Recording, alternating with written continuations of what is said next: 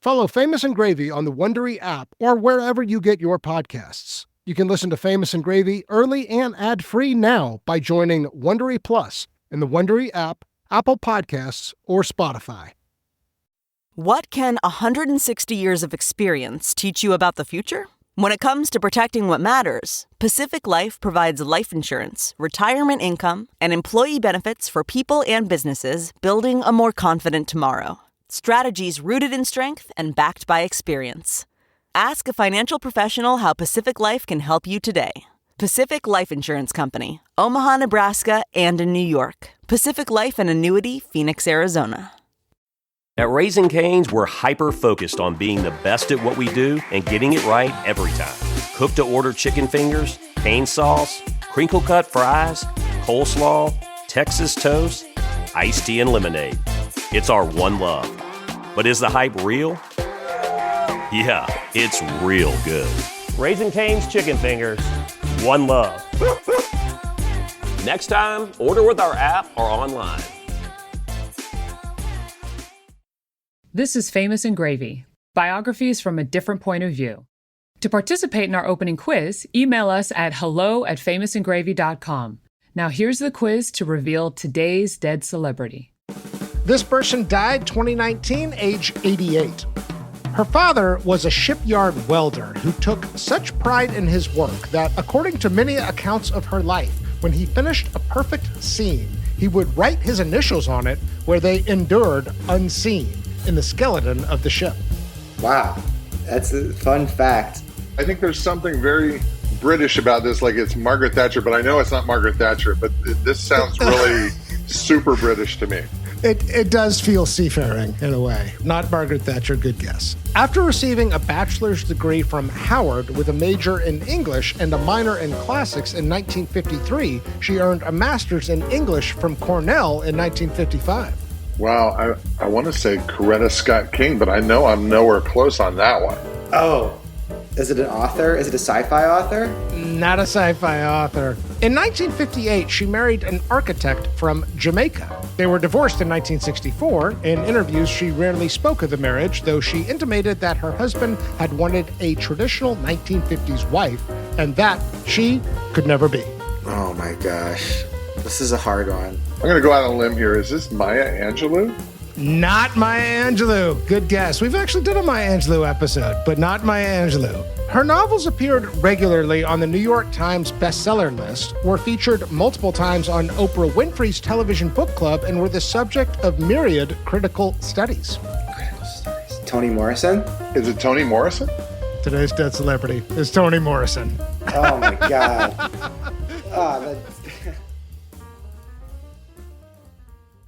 I used to tell my students, don't settle for happiness. It's just not good enough. Life has to be about something more than whether you feel good. It has to be about the acquisition of knowledge and the hope for wisdom.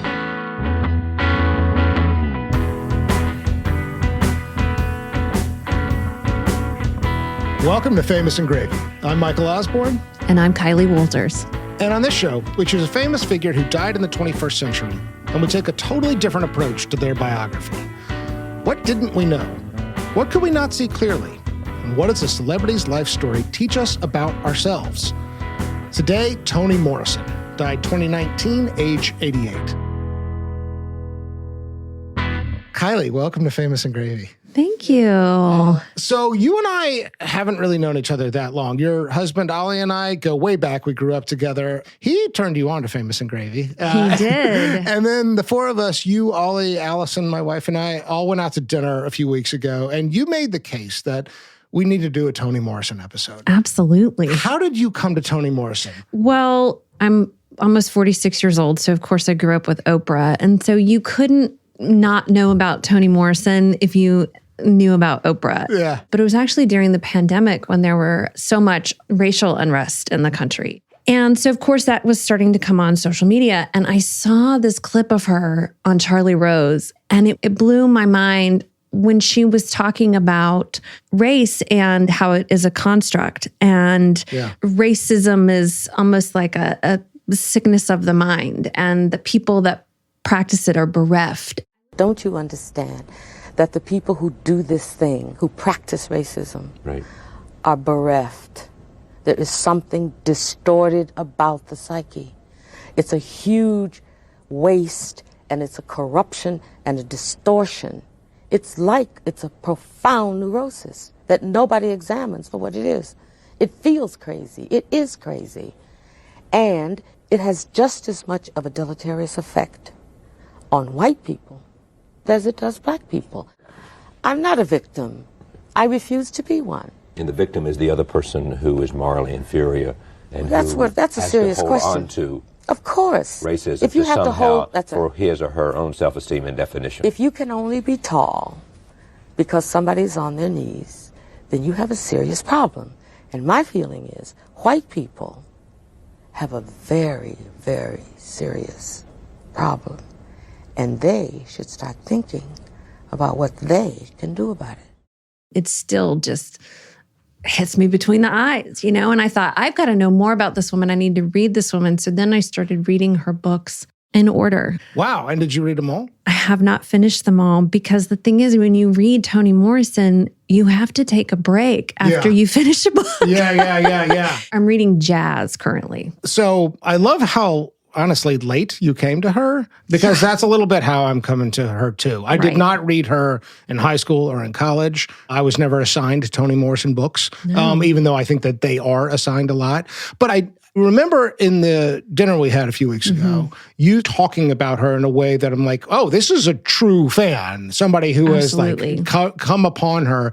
And all of this actually got me thinking about the expertise of Famous and Gravy in a way. Like, this has been a challenge with this show from the beginning, is why us? Who are we to be commenting on this? And Absolutely. I think, look, we're two white Southerners, right? Who are we to be talking about the biography of Toni Morrison? And I think honoring somebody's legacy is a part of any show. It's definitely part of ours. But really what we do here is not have special claim to biographical information. We're working with biographical information that everybody else has. It's more a question of how somebody's accomplishments and their life story weave together in a way that teach us about ourselves. The expertise of Famous and Gravy is in the perspective and is in the question, not in the access to information, because I am not a Toni Morrison scholar. Neither am I. I don't proclaim to be, but I will say if I'm responsible for anybody else picking up one of her novels because I talked about it on a podcast, I think that's fantastic. Okay. Yeah. Well, let's just do this then. Okay. All right. Category 1, grading the first line of their obituary. Toni Morrison, the Nobel laureate in literature, whose best-selling work explored Black identity in America, and in particular, the often crushing experience of Black women through luminous and cantatory prose resembling that of no other writer in English, died on Monday in the Bronx. She was 88. Okay. I mean, what are your it has initial to reactions? be wow. Yeah. I mean, it has to be wow. And, bless whoever wrote this that had to write about Toni Morrison because her writing was so incredible. Of course, you have to include that she's a Nobel laureate. And she did explore Black identity in America, and it was typically women. So, covers the bases. It's okay. Oh, you sound middling on this. I mean, the only way that it could have been good is if she wrote it, which I guess isn't an option. I love that you're coming to this with high expectations. Let's take it apart here. Okay. Nobel laureate in literature is important. Black identity in America and a crushing experience of Black women, I think, is interesting and true. Often that's a theme of her books. The phrase where I think they are trying to go for it is through luminous and cantatory prose. So I had to look up incantatory. It says of or like a chant or incantation. It can also describe something that produces a magical, hypnotic, or spellbinding effect, similar to an incantation or a magical chant. That I liked. Here's what I think is working in this first line of the obit. I really like, especially after I looked it up, incantatory prose, because I do think that there is a magical quality. And then they say, of no other writer in English. They are trying to say, one of one, that she accomplished something and that she is somebody who is incomparable and is singular in terms of contribution. In that way, I'm like, okay, wow. I know what they're trying to do. The kind of question is, do they accomplish it? And you seem like maybe not. Well, I mean, I guess it's an obituary, so maybe I shouldn't expect this, but there's no real soul to this. And that is true. I mean, she would often get disgruntled with people saying that her writing was difficult. She would say, I don't use words you've never heard before, but she would say, you have to surrender to the writing. And so in that way, saying that it's like an incantation, I mean, it is. When you read it, you go somewhere else and you do have to surrender to it. And it's almost like when you're reading it and then you put the book down, you have to come back to the world. Well, so what is this missing for you? I mean, where are you like, it's okay, it wasn't written by her. I just want more soul. I don't know. I just want more style. I don't know how you get that in there, I think is the question, in a single sentence. Okay, it's lacking soul. Is that accomplishable in the first line of an obit? Do you think that there is a lack of vocabulary, a sentence structure, a way of positioning things, something that could have and should have been said to get at this idea of soul in a deeper way? There was a style about her and a wisdom, Wisdom's a good word. Grandeur. Yeah. Okay. I mean, those are all words you could have considered including here. Wisdom, grandeur, they hint at it. Luminous incantatory prose doesn't quite get at that, even if they say that no other writer in English. It's hard.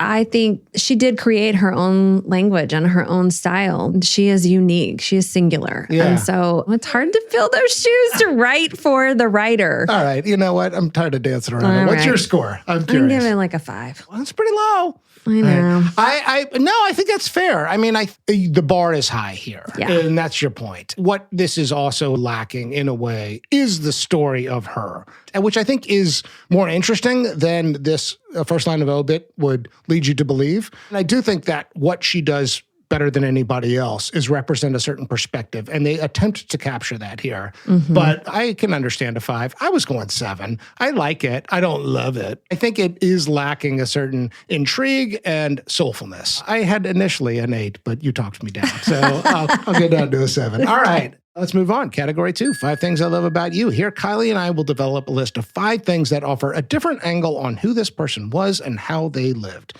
I would love for you to kick us off. What's your thing number 1, Kylie? Well, I put imposter syndrome. Toni suffered too. She did not actually call herself a writer until after her 3rd novel, Song of Solomon. And before that, she had been an editor. She had been a teacher. She didn't really feel comfortable fully saying, I'm a writer. She would say, I'm an editor who writes, or I'm a teacher who writes. Yeah. And then the 3rd novel, she finally owned and really fully embodied. And that's when she stopped editing, she stopped doing anything else, and she took the leap into just solely being a writer. And identifying as a writer, yes. Right? And calling herself a writer. Yeah, I love that. She's at times described as a late bloomer. But you were fairly late starting to write yourself. Now, what made you start you off writing? I think the situation was one in which my back was really up against the wall. I was recently divorced. I had small children. I had a new job. I lived in a small city then. That part of the company was in a place that was strange to me. And I knew that the company was going to move to New York City. So I didn't make any friends because I thought I would leave them soon. In short, I was miserable, absolutely. And even though I had a lot of responsibilities, it's amazing how much time there is when you're unhappy. An idea that goes alongside imposter syndrome for me is late to the party. You know, that I'm supposed to have been, if I was going to accomplish great things, I'm supposed to have been gifted with certain things. I was supposed to have shown that talent at an early young. I was supposed to be somehow blessed or something and not necessarily earned. I love all stories of late bloomers. I think it's a real theme of Famous and Gravy is that we're never done. And what we are becoming and who we are becoming is still yet to be shown, yet to be seen, right? And I love that that's true about her. Yes. I mean, like I've already said, I'm middle-aged and I still am wondering what my great thing is going to be. watching people like her, I see that so much of the rich material comes around this period of time in people's lives. Yeah, I hear that a lot, actually. Like, it's in our 40s that we really kind of come into fruition. And that I don't know that that's always true, but I do think that there is the right combination of experience, physical vitality, and a sense of like how time works, you know, and whether or not we are behind on anything. Yeah, I mean, I got to say, this imposter syndrome thing relates very much to my thing number 2, because I wanted to actually draw attention to the fact that she was an editor before she was a writer. So, I mean, just to get this out, so she, you know, grew up in Ohio, was well educated. She really liked the way she talks about her time at Howard. She was at Random House as an editor from 1967 to 1983. She was the first Black woman senior editor in the fiction department. That was when she started writing, and that was her first book, Bluest Eye. She actually like bribed some of the typists at Random House with carrot cake to like get them to type her book. And some of her work as an editor is incredible. She edited the autobiographies of Muhammad Ali and Angela Davis and Andrew Young. Her contribution as an editor during that time is amazing. But I actually really like that she was an editor, because I think that she has an incredible grasp of story structure and like how story works and how narrative works. One of the ways in which this really clicked for me when I was doing the research is how she talked about each of her books starts with a question, is a driving question. And the one that really pops for me is her first book, The Bluest Eye, where it's about a story about a young Black girl who wants to like praise for, how you can actually, Well, her question was, she had a friend, you know, also Black, who had said, I don't, you know, they were talking about God, and her friend said, I don't believe in God because I've been praying for blue eyes for 2 years and I still haven't gotten them. And the question was, where does self-loathing come from? Yeah, where does self-loathing come from? I think that is such a fascinating question to ask. Huge question. And I think in a way it motivates a lot of her work. But I also think that something I'm obsessed with is self-love. That's something that I am not good at practicing. And it was actually somebody in 12 Steps who got me thinking about self-love and how I practice that in my life. But she's like backing up a step with that question, which is, if self-love is something you struggle with, you need to ask yourself, where does self-loathing come from? This is a major theme of her work in terms of how we get stories planted in our heads that teach us to hate ourselves. And particularly for African Americans, because every Christmas, the big gift that everybody wants is a blue-eyed blonde doll, and you're given that every year, and this is what's beautiful, you know, and this is what is considered beautiful, and you're not it, you know? And so I think that bigger thing of what society is telling us, and even the character in The Bluest Eye, I mean, she was abused by her family, by her neighbors, by society. And so, I mean, this question of self-love and value and worth. And it's interesting because, you know, going back to that first question of imposter syndrome, and once she got it, though, I mean, that's something that I really admire about her. It's wisdom, right? She is a great storyteller because she is a student of story. And I think that came from her years as working as, I think part of it came from her years as working as an editor at Random House. And it's something I think about a lot in my work, you know, with clients who come to me and say, I want to have a podcast. Every story should have a driving question underneath it. That sounds like easy advice. And I think like what she does is start with a great question and then find a very compelling narrative with which to go after it. So I love that about her. Yeah. All right. So what do you got for number 3? Well, I used a quote from Beloved, and it's, you are your best thing, Setha. And Paul D says that to Setha in the book. That really ties into what we've been talking about, is like once she got that self-worth, the self-love, she owned it. And she would say things like, my life is not interesting, but my mind is interesting. Yeah. You know, I love that. And even when she was talking about The Bluest Eye, when she wrote it, she said, I didn't think a lot of people would read it, but I knew that it was, the writing was good. And it wasn't because she got the approval from outside people a lot. I mean, she did eventually, but that goes into so many things about her, you know, this idea of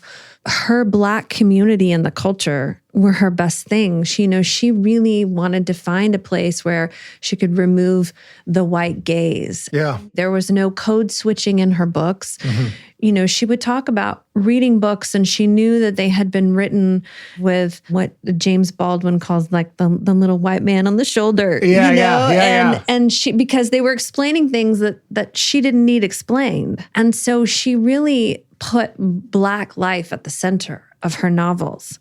And she got criticized and questioned about that. And you can watch so many interviews. There's even one interview where you'll see her.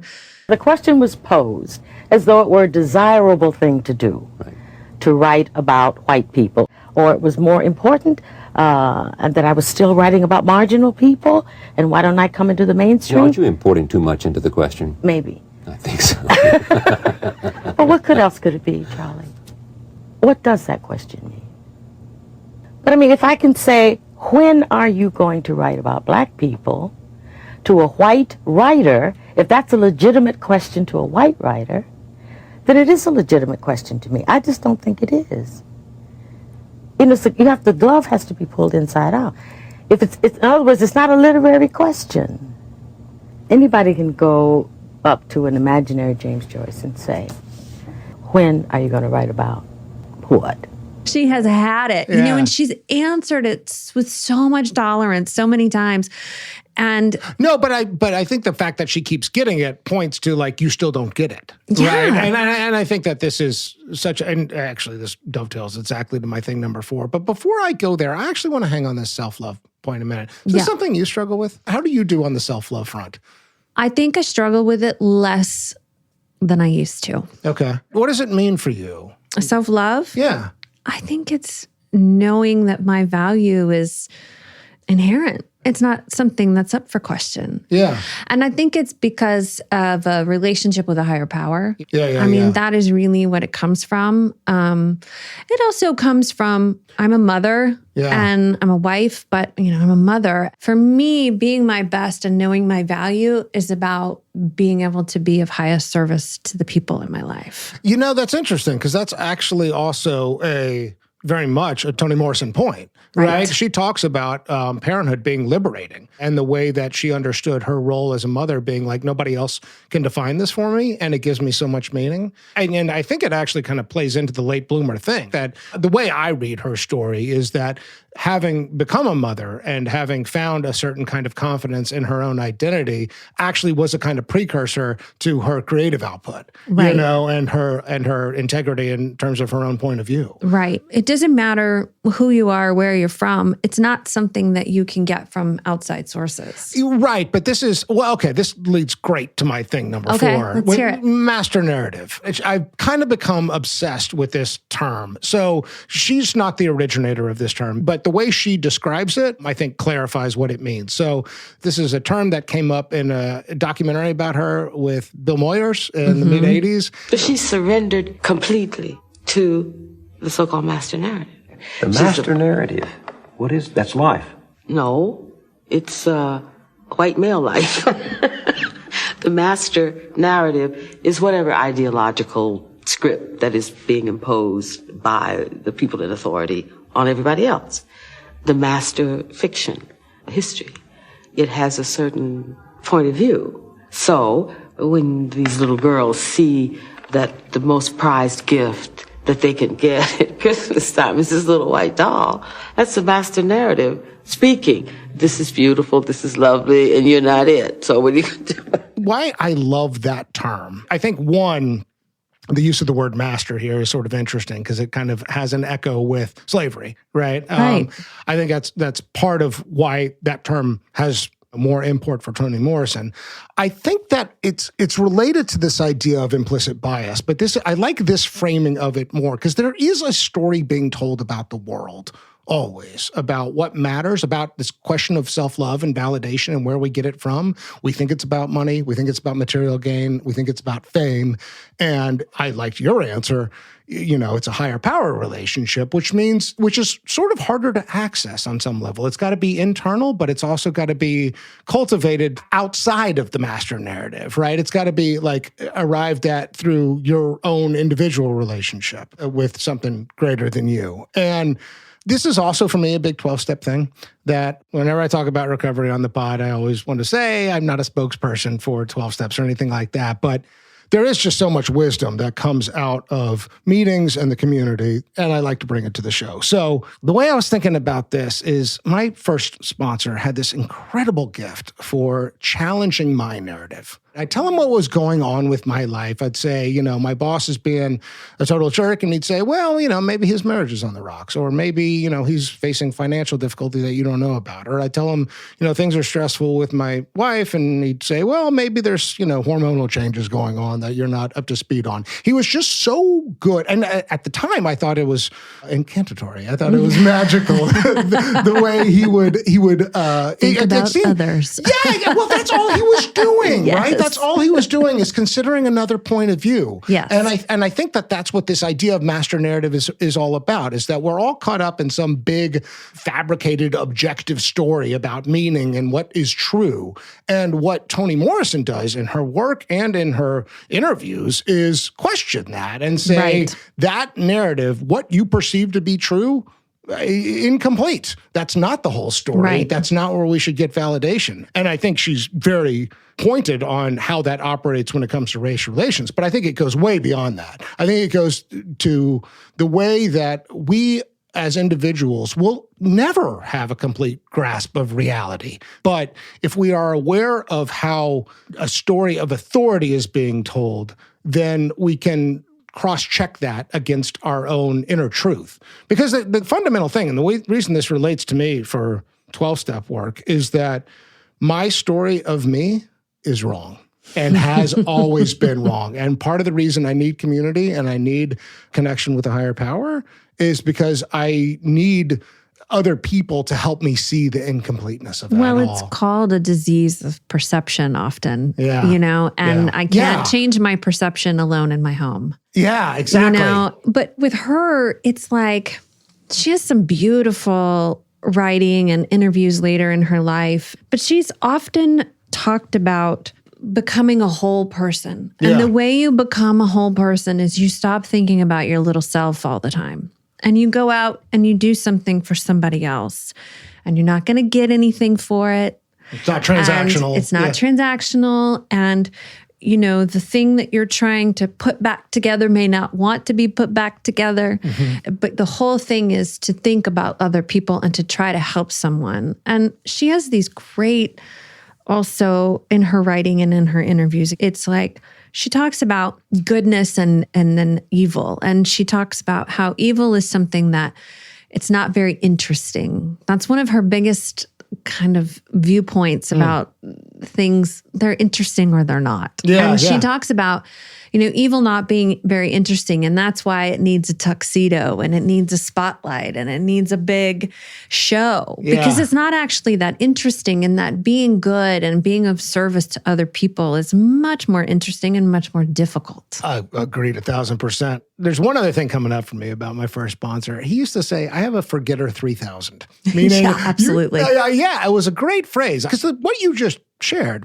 about being of service, being helpful to other people, getting out of your own head, I have heard that over and over again. I know it to be 100% true. I know that the best version of me comes from being the most selfless version of me and the most helpful version of me. And I need to try to bring that out. And I'm like, great, okay, got it.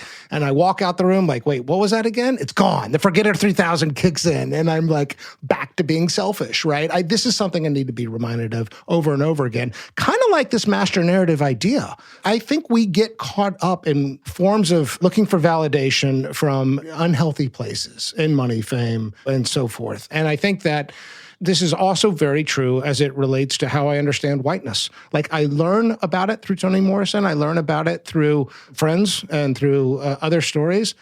and the frickin' Forgetter 3000 kicks in again, and I got to learn it over and over again. And I think that's part of like what I come to realize through the body of her work. Yes, it's in every aspect of our society. Exactly. I mean, exactly. It's set up because it benefits people to be that way. Yeah. And so, but the at the end of the day, though, understanding that it has an awful effect on the person that practices it. I mean, the truth of the matter is I still operated under it. Sure. And I wish I didn't. But first step is awareness. All right, what do you got for number 5? Well, I wanted to talk about her being a mother. Okay. Because, you know, she has several quotes of saying she got to this place in her life where she was, you know, really going to be a writer. It was kind of like this line in the sand of, I'm no longer an editor, I'm not a teacher, I'm a writer. Yeah. And she started, and I think this is also something that comes up for a lot of, I can speak for women at middle age, you kind of start going, well, what do I really want to do with my life? And you start to peel away the things that are not as useful anymore. And she really did that. And she narrowed it down to, I need to be a mother to my children and I need to write. Those are the things I have to do to survive. She would get up in the morning and write at 4 a.m. I love this. I so relate to this. Like, yes. I want to wake up early and cram in those hours because that's when I'm most creative. That's when I'm sharpest. And it's before the day begins. It feels like bonus time. Yes. Yeah. But for her, it was necessary because she was a single mother. Yes. Which I also was for 7 years. And I think single mother is a special superpower. And when she got that job as an editor, that first editing job, she had gone back to Lorain, Ohio and was living with her parents after her divorce. Yeah. And she got that job and she left her children and went up and did the interview in her dad's car, drove her dad's car, like you the know. Oldsmobile or whatever. Yes. Yeah. And I just relate to that so much and the fantastic Herculean effort that it takes to become what she became as a single mother. It's just amazing to me. I mean, the more we're talking, Kylie, the more the word wisdom or some synonym really should have appeared in the first line of the obit. And the reason I say that is that to hear you talk about her motherhood identity and her identity as a writer, like, it's pretty simple, actually. And I think that her stripping down priorities into those simple ambitions. I want to be a great mother and I want to be a great writer. There is, for me, wisdom in simplicity. And I loved the way she would talk about your children come into the room and you need to show them that you're so happy to see them. I've been thinking about this so much. You think your affection and your deep love is on display because you're caring for them. It's not.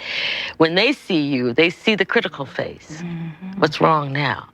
But then if you let as I tried from then on, to let your face speak what's in your heart. Because when they walked in the room, I was glad to see them. It's just as small as that. They don't know how you feel inside. That love is like maybe or maybe not coming out through expression. Her sons, I mean, she wrote children's books with one of them, and then one of them, he actually passed away from cancer. Yeah. I think, wasn't it the same one, Slade? I thought that, It was Slade, yes. And it was beautiful to listen to her talk about how do you get through hard times, you know, kind of things. And she talks about, you know, you don't survive whole. Yeah. You survive in part, but you have to find something interesting that you respect to do. We are all born, we will all die. And in between that time, you have to find something interesting that you respect to do with your life. That kind of wisdom that just comes out of her, it's amazing because given some of the circumstances of her life, she could have been a totally different person. Yeah. And that she found that value in herself and it was not, when you listen to her, I mean, she did not question her value, her abilities. She knew that she was a good writer. I wholeheartedly agree. But to your thing number 5 point, I also responded to her. It was less in what she had to say and rather than how she said it in terms of her identity as a mother. And I love that you connected with that. I'd forgotten that you were a single mom for 7 years. Yes. Yeah. So, all right, let's recap. So number 1, you said Imposter syndrome, Toni suffers too. Number 2, I said editor before writer. Number 3, You are your best thing, Setha. you are your best thing, Setha. Number 4, master narrative. And number 5, motherhood. Yes. Awesome list. Okay, let's take a break. Get almost anything you need delivered with Uber Eats. What do we mean by almost? Well, you can't get a well-groomed lawn delivered, but you can get chicken parmesan delivered. A little escape? No. A delicious bowl of grapes? Yes. Yes, that. An afternoon stroll? Sorry, no. A burrito bowl? Happily, yes. A day of sunshine? No. A box of fine wines? Yes. Uber Eats can definitely get you that. Get almost anything delivered with Uber Eats. Order now. Alcohol in select markets. Product availability may vary by region. See app for details. At Mathis Home, we understand that your home is a reflection of you. And during our spring style event, we have fresh new looks that are waiting to make your home look and feel great at the lowest prices. With all the latest styles in bloom, you'll find savings in every department. Whether it's a clean and modern sectional or a rustic and traditional dining table, we have it in stock with fast and free delivery. Come find the look that's right for you during the spring style event at your furniture superstore, Mathis Home. Hey, Famous and Gravy listeners, Michael Osborne here. Our podcast is produced at 14th Street Studios. Over the course of this show, we have learned that the best podcasts don't necessarily require a large budget. Famous and Gravy has been an incredible success story, and we believe it's built on a foundation of strong ideas, smart editing, and knowing your audience. That's the approach we bring to every project at 14th Street Studios. So if you have an idea for a show that you want to develop, or if you want to sharpen an existing show, send me an email at michael@famousandgravy.com. Category 3, One Love. In this category, Kylie and I will each choose one word or phrase that characterizes Toni Morrison's loving relationships. First, we will review what we know about the marriages and the kids. So, one marriage to Harold Morrison. They were married in 1958, divorced in 64. Toni was 27 when they got married, 33 when they got divorced. She never married again. 2 sons. She raised them largely as a single mother. Let's see. As you mentioned, Slade died in 2010 of pancreatic cancer. Toni spoke of a lot of profound grief, obviously describing writing as the only way through. There's no public record of other long-term partners. She did describe herself as content in solitude and resistant to the romantic scripts expected of women. She was pretty private overall. Okay, I'll kick us off. She often says, You know, my little saying is one person cannot raise a child. Neither can 2. You need everybody. Yeah. You need everybody you know. So I wrote no 2 persons as my word or phrase, and this has double meaning. One is that there's never another partner that we know about, which I think is noteworthy and a little surprising. And I don't know, did that not, I love that you're making a face here. I am, I know. I wish we had a video of that face. I do too, but well, I mean, I don't know what to make of it other than I noticed it. That there's that quote that was in the quiz about she was never going to be a traditional housewife, right? But I was a little surprised that there was never another partner, or maybe there was and we just don't know about it. But I also, and here's where I'm really going with this. Okay. When she says no one person can raise a child, no 2 person, it can take a village. That's what I came back to. And you mentioned this earlier. When she's starting to invest in herself and in her career and in her creativity, she leans on her family. Her brothers were instrumental in bringing up her sons. And I was glad to be reminded of that. I tend to take on too much when it comes to the burden of parenthood. And I know that as being a father to my children, I am a male role model, and they are looking at me and they are extracting a lot of information from me and my behavior about how manhood operates in the world, but it is incomplete. There's also a little bit of the no one person and no 2 persons quote that, we stigmatize single mothers all the time. And her saying, yeah, it takes not just 2, it takes more than 2. It kind of feels like it's pushing against that narrative as well. Well, I mean, of course, I have a million opinions about single motherhood and relationships with men and women choosing to be single and not. I mean, I'm sure she had love interests throughout her life that she decided not to comment on. I mean, she often would say things like, my name is Chloe Wolford. It was her given name because she got the name Toni because she converted to Catholicism when she was like 12, and St. Anthony was the name she adopted, and her friends called her Toni. Yeah, and Morrison was her married name, you know. So it's almost like a pseudonym. It's almost like an alter ego. Yeah, and I think there was probably plenty that went on throughout her life that she didn't think was particularly interesting or didn't want to share with the public. When she talks about her writing, she will talk about the characters actually talking to her. Yeah, she's got an intimacy with her characters. And I think she was so devoted to that in a way that is almost like the way some people devote themselves to certain religions. You know what I mean? Yeah. I think, but I'm sure she probably had relationships that she just didn't talk about publicly. You know, I would imagine. I'd like to think so. Yes. If only if that was important to her. My word that I came up with was whole. All right. Say more. Because her relationship, especially later in her life, you know, she has a novel called Love, and she would talk about love, and it's something she brings up in every conversation. This is an omnipresent idea for her. Yes. And I believe that she had a relationship to it that was bigger than the individual kind of partner relationship, conventional marriage or it whatever. was much bigger than that, I think, for her. And that's what I took from her so often was her talking about, it's just this beautiful part actually in that novel Love, where she's kind of describing people's relationships with love and kind of the awkward way we fumble through it. And meanwhile, cherries are turning from green to red. Oysters are suffering pearls, and children are catching rain in their mouths, expecting the drops to be cold, but they're not. They're warm and smell like pineapple before they get heavier and heavier, so heavy and fast they can't be caught one at a time. Women scatter, shielding their hair, and men bend low, holding the women's shoulders against their chests. I run too, finally. I say finally because I do like a good storm.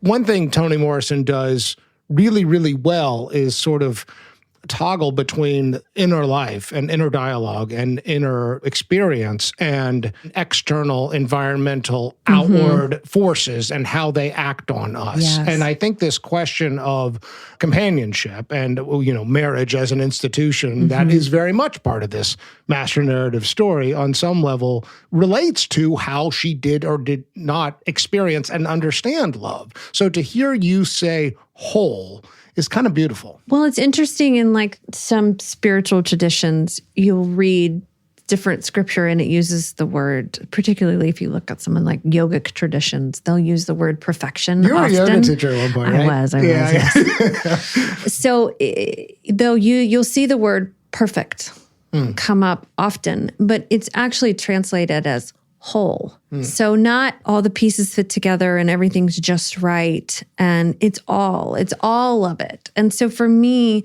I think of Toni when I read her books and her characters. I mean, even if you look at, you know, particularly like Setha, I mean, all of her characters were so flawed. Yeah. Sula, you know, Sula slept with her best friend's husband. Right. But there is always this undercurrent of love in it. And I think that's why you carried on this journey in this deep place when you read her novels, but there's this undercurrent of love to me always in her writing. Fantastic. Okay, let's move on. Category 4, net worth. In this category, we each write down our numbers ahead of time. We'll talk a little bit about our reasoning. We'll then look up the net worth number in real time to see who's closest. And finally, we'll place Toni Morrison on the Famous and Gravy net worth leaderboard. All right, I don't think this woman is all about money, but I think that she did okay. Idea I couldn't get out of my head is that if you are an author, the best placement, the best earned media would be Oprah's book club. Right. And she got on there 4 times. And a movie. And Beloved, which Oprah was like, I want to play Seth it, right? I know. Just like, I mean, that had to be lucrative. I don't think she's in it for the money by any stretch of the imagination. There was a story about her time at Random House where there were promotions that she didn't get. And she's like, wait a second, I deserve one too. Head of household. You're goddamn just right. like you. Yeah. I love that story. And then, and and she got paid for it. So I do think that she is forthcoming about asking for, what is she? She knew her value. She knew her value. That's the way to put it. So I skewed a little higher, but I also think authors only do so well. So see, I may have been a little bit too hopeful in my guess. So we'll see. Maybe. All right. So Kylie Walters wrote down 20 million. You wrote down 20 million too.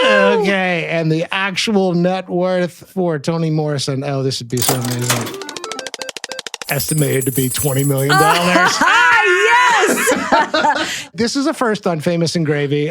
We never guessed the same number, and we definitely never get it right. 3 cherries just came up on the slot machine. Amazing. I'll also tell you what else is amazing is who else has $20 million on the Famous and Gravy net worth leaderboard. So at $20 million, she's in the 64th percentile. Also at the $20 million dinner table is Richard Simmons, Stephen Hawking, Betty Ford, James Garner, Curly Neal, the Harlem Globetrotter, Maurice Sendak, Gary Shandling, Tom Wolfe, Gene Wilder, Eddie Money, Sidney Poitier, Rodney Dangerfield, and Leslie Nielsen. Wow, that's amazing. Is that not like the best dinner table of all time? Sounds fantastic. I love that Toni Morrison is here. This is so great. Good. I'm so happy that she did well. I'm so happy she did well too. Well done, Toni. All right. Next category. Category 5, Little Lebowski Urban Achievers. They're the Little Lebowski Urban Achievers. Yeah, the Achievers. Yes, and proud we are of all of them. In this category, we each choose a trophy, an award, a cameo, an impersonation, or some other form of a hat tip that shows a different side of this person.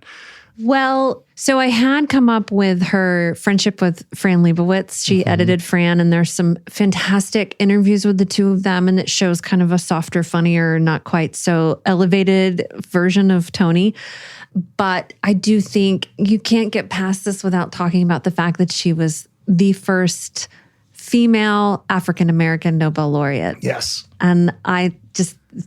why would you pass that up? Well, and the way that is a noteworthy accomplishment for a few reasons, because this is 1993 or something like that? Yes. I mean, I think she wrote Beloved in 88, and then, she received the prize in 93. But there was a growing chorus of people saying, this woman is not getting the recognition she deserves, that whoever is handing out whatever kind of awards is not seeing just how profound, important, noteworthy, like what the accomplishment is here. The Black literary community really showed up for her around the Pulitzer even. Beloved is what she received the Pulitzer for. Right. And then she received the Nobel Prize in Literature. But I also love the story of listening to the people that her friends that she invited and how they took time, and this is a Fran Lebowitz story, went with her, and they took time to pick out her outfits. And I love that she loved the experience and really dipped into it and enjoyed it. When I saw this, I was like, that's how you win an award. You know, you own it a little bit, right? I think she's like the right balance of proud and humble. Winning the Nobel Prize, what did that mean to you? Well, I felt very wee. And so I felt very representative. I really did. Patriotic of American letters. I did. I felt very Ohioan. I felt very African American. I felt women had won. I really thought, and as a matter of fact, I said, we've won. I said that on the phone a couple of times. When people called me to congratulate me, I said, we won.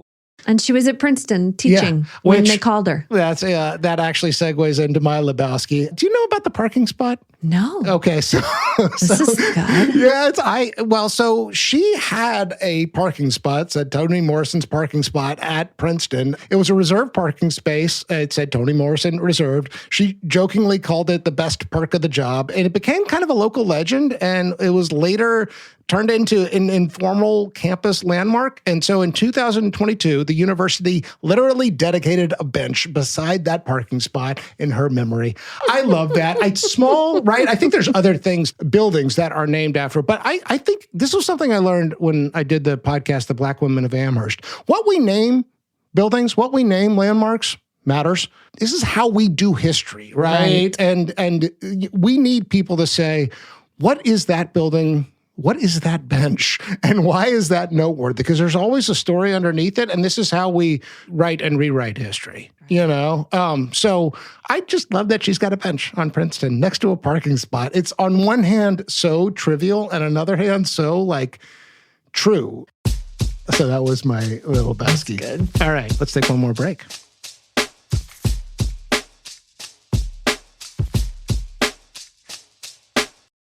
Okay, category 6, words to live by. In this category, we each choose a quote. These are either words that came out of Toni Morrison's mouth or was said about her. This was impossible.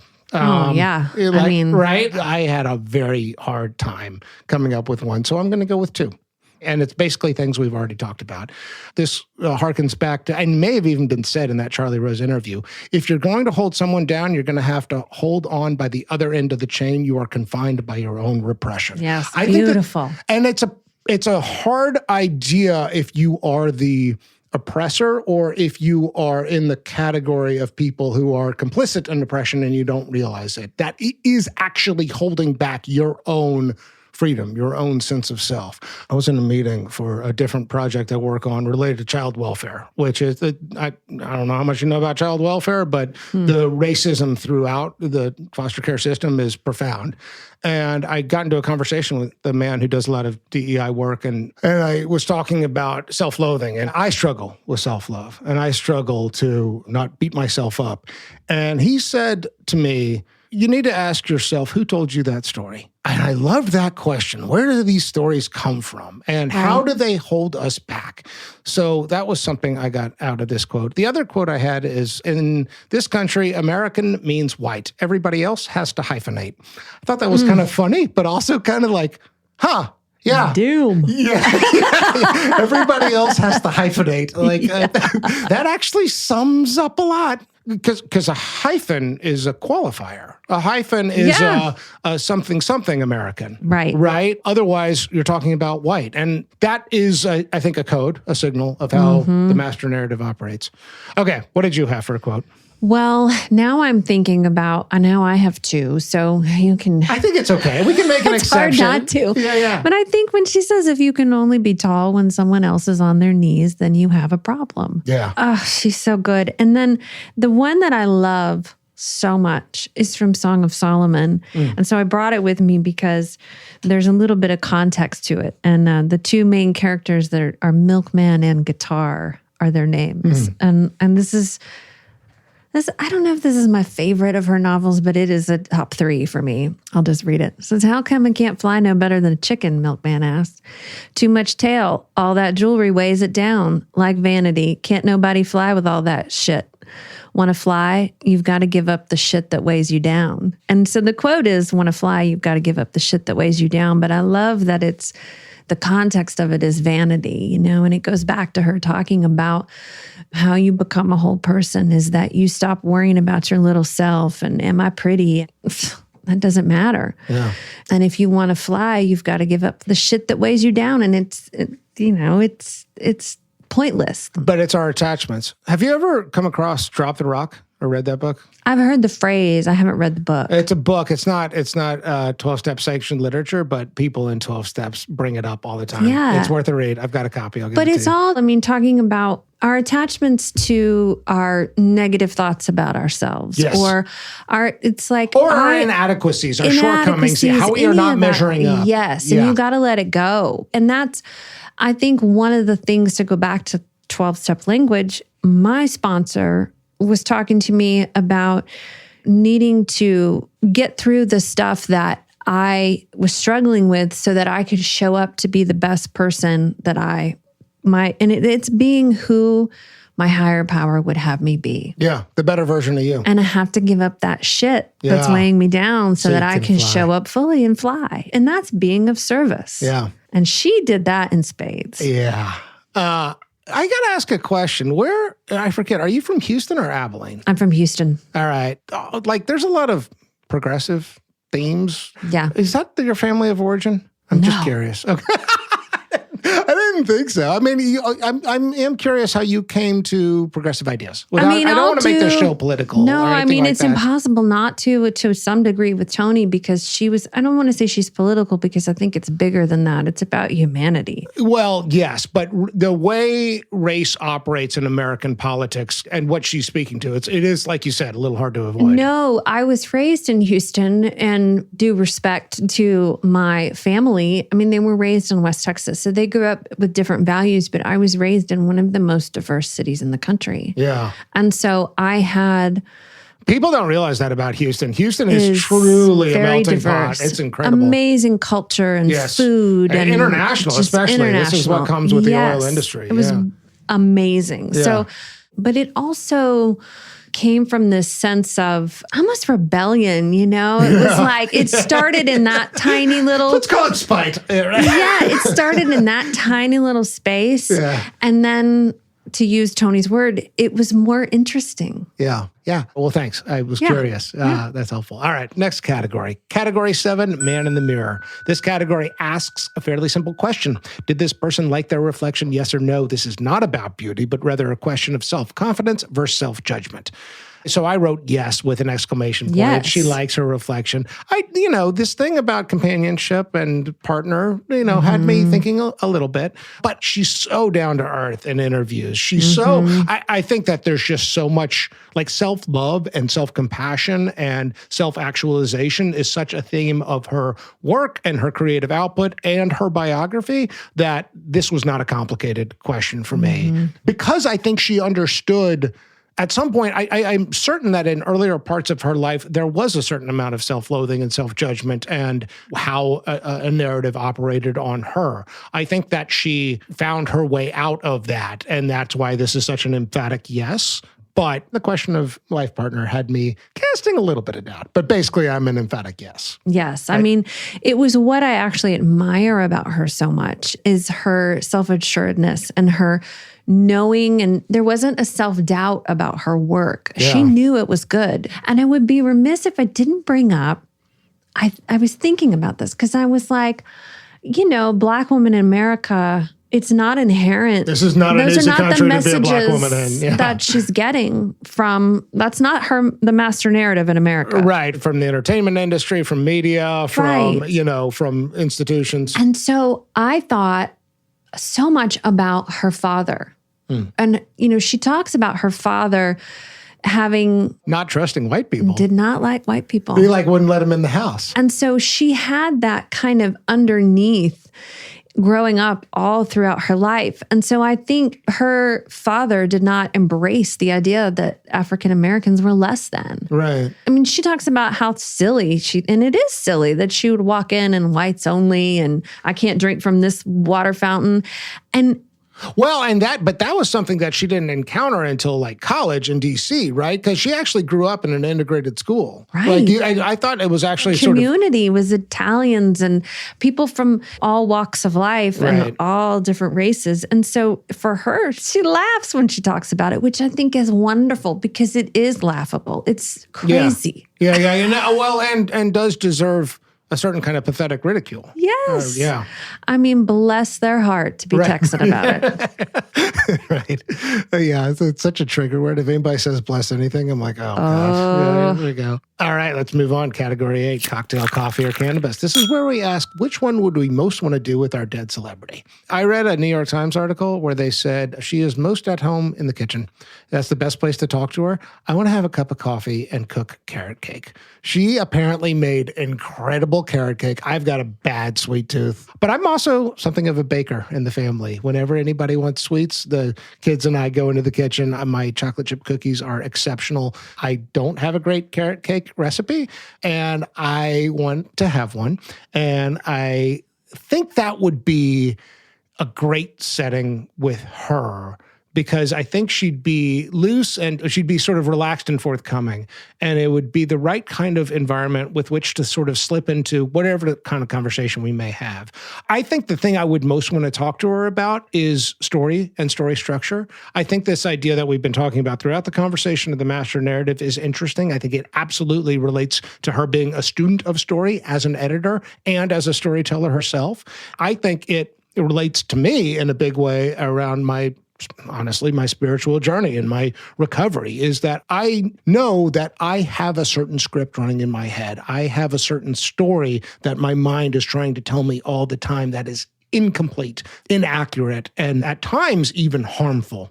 I feel like what we need as humans are tools to question that story. And that may be through community, that may be through certain kinds of spiritual practice, that may be through meditation and prayer. But I want to learn more about her tools. And I want to learn more about the mechanics of story, kind of what she looks for. I don't think that there's a recipe, and I know I'm in the kitchen. I don't think there's a recipe here, but I do think that she is also fundamentally a teacher. I mean, she was at Princeton for years and years and, had a home in academia. So that's the setting I imagine. I just want to talk about story structure while we make carrot cake.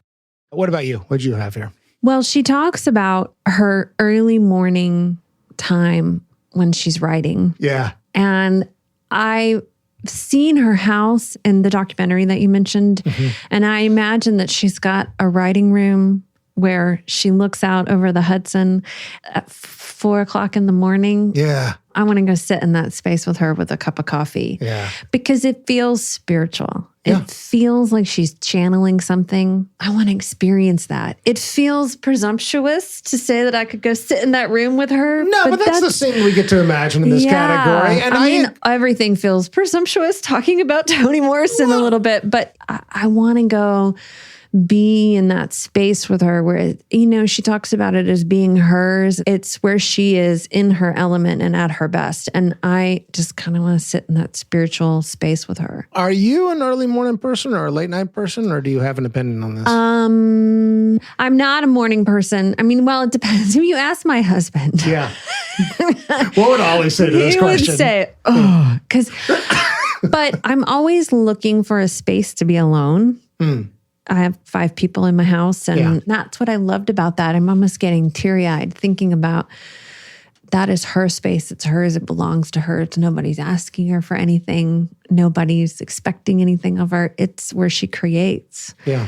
And whether I'm a morning or a night person depends on when can I get that space to myself. Sure.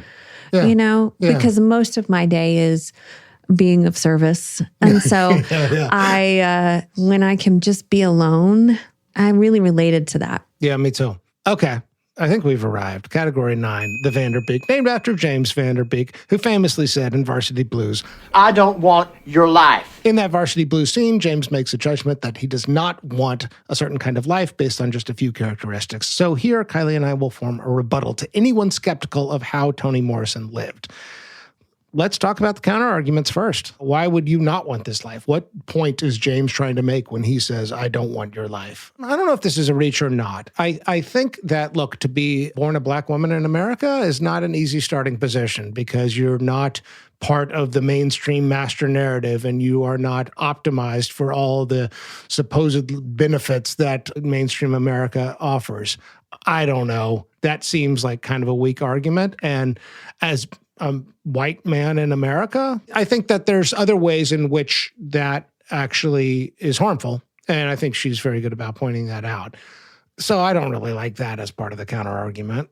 I think we've already kind of talked about the fact that she chose to be single for most of her life. I don't know that I have enough information either way to know or see that that was any kind of deficiency for her or a place where there was a lack of fulfillment. But I'm grasping here. Like, what else goes into the I don't want your life counter argument here? The only thing, yes, I want her life. Yeah. Sounds fantastic. Yeah. I mean, the only thing in her life, because I don't see, the only thing that I don't want to experience is losing a child. Yeah. Right. So profound a loss. That I wouldn't, that's the only thing that I can. No. I'm glad you brought it up because we kind of didn't talk about it. And there's only so much to say about it. He was an adult man. It was pancreatic cancer and it was 2010. So it was, 8 or 9 years before her own death. I don't want to experience that either. I think that still qualifies as the number one biggest fear in my life. And Absolutely. I think that'll always be true. I will say for somebody who was private Toni Morrison, and who did not talk about her family life all that much, the way she talked about that and saying initially she had a hard time bringing herself back to writing. And then she thought, what would he want for me? He would be angry at me if I were not writing. Circled back to this idea of self-love and self-affirmation through creativity and through creative output in a way that I thought was a model for how we need to grieve, if we have to grieve. I don't want that, obviously, but again, I was impressed with her around what she went through. All right, then let's get more specific.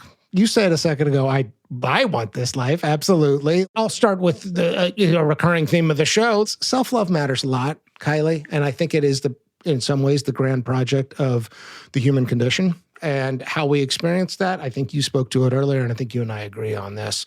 A lot of it's being of service. And not being transactional about being of service, being of service because that brings out the best side of us and that connects us with a power greater than ourselves, however you define that. And I think that that's extremely present in Toni Morrison's life. And that's the reason number one why I would want her life.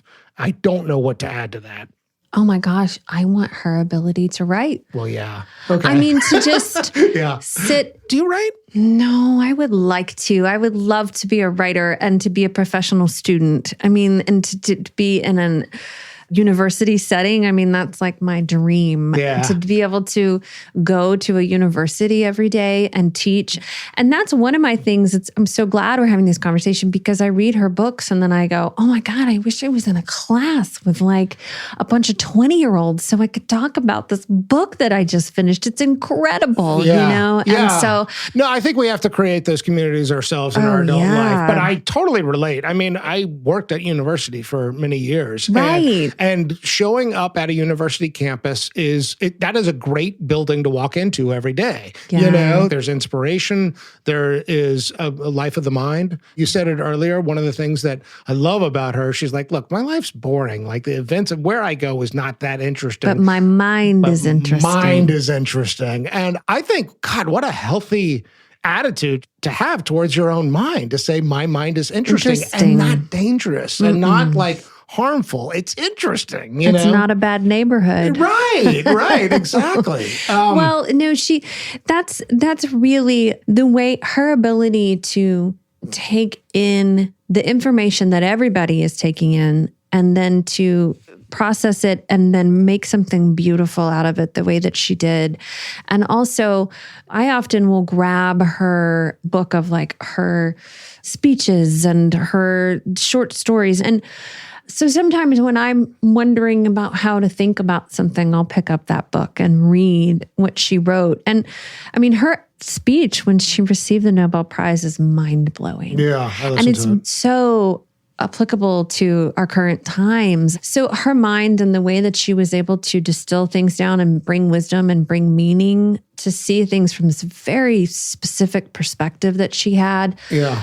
Just amazing. I mean, these are variations on a theme, but you said something in there about being a student, and this relates to my point about her being a student of story. Curiosity. Curiosity is, I think, really interwoven with this idea of self-compassion and self-love. She was a student of her culture, her world, her country, her identity, and I feel like to the extent that you have a yearning to be back on a university campus, I think that that's what that's about. And I think we all have to find that. I think we all have to find our center of gravity and our locus for curiosity. Well, the world is moving so fast and we're taking in so much more information than we're evolved to take in. And the idea of sitting down and really considering and thinking about rather than just responding and reacting and you got to go so fast. It's like taking time to be considered. Okay, what I hear in that is reflection. So if I were to sort of summarize why you want this life,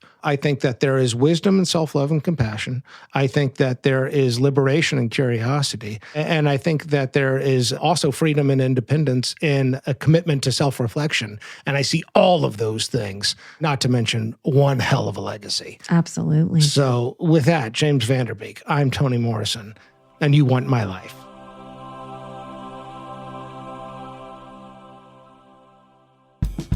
Before we close, if you enjoyed this episode and you're enjoying our show, and if you have your phone in your hand, please take a moment to share it with a friend. We want to grow our podcast one listener at a time. All right, Kylie, speed round. Plugs for past shows. If people enjoyed this episode of Toni Morrison, what else might they check out from the Famous and Gravy archives?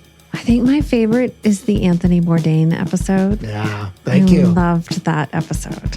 Tough one, but I did too. It's a heavy episode, but I'm proud of it. Episode 119, Hungry Ghost, Anthony Bourdain. I'm going to plug Richard Simmons, 118, Frizzy Fitness. I just think that, like, he was such a character I dismissed as kind of silly. You know, the afro had me, like, looking beyond him and his whole demeanor. But I also think that his message of self-love and self-compassion really reminds me of this conversation. So, episode 118, Frizzy Fitness. I can't believe we called it that. All right, here is a little preview for the next episode of Famous and Gravy.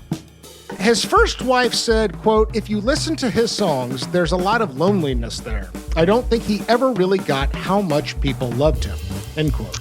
Oh, I'm thinking country when I think about sad songs. I got my guitar and I'm on the prairie and I'm sad with my dog.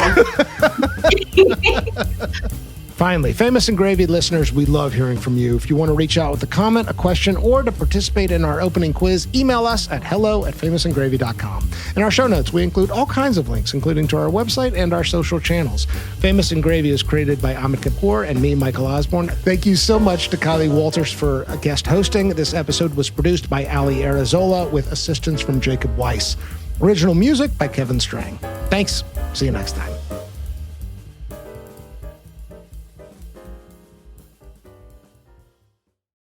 Follow Famous and Gravy on the Wondery app. You can listen to more episodes early and ad-free right now by joining Wondery Plus in the Wondery app, Apple Podcasts, or Spotify. Before you go, tell us about yourself by completing a short survey at Wondery.com/survey.